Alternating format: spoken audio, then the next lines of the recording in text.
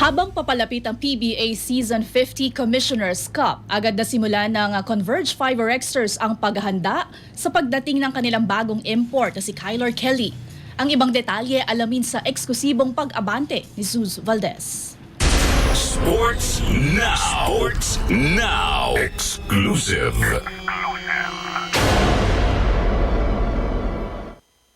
Kakarating pa lang sa bansa pero agad nang nagpakita ng impacts Converge import Kyler Kelly.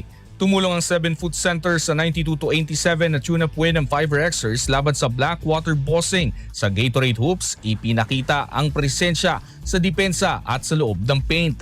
Bit-bit ni Kelly ang karanasan mula sa NBA at G-League bilang mga laro kasama mga NBA stars tulad ni na Kyrie Irving at Klay Thompson. It was really good. It was my first call-up last year. So having all that information, from all these veterans, Kyrie Irving and all them, was really beneficial to my game and expanding. Nakasama rin niya sa South Bay Lakers si Bronny James na anya'y madaling makasundo sa loob ng court. He's cool. He's a good guy. He's confident. He's a good player.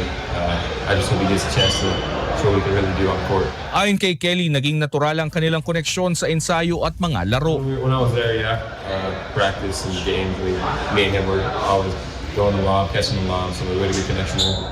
Para naman kay Converge head coach at Pampanga City Vice Governor Delta Pineda, ang sukat at galaw ni Kelly ang kulang na pyesa ng kupunan sa pag-target nila ng mas malalim na playoff run. Sa maagang pag-adapt ni Kelly, umaasa ang Converge na makabuo ng momentum bago sumiklab ang Commissioner's Cup.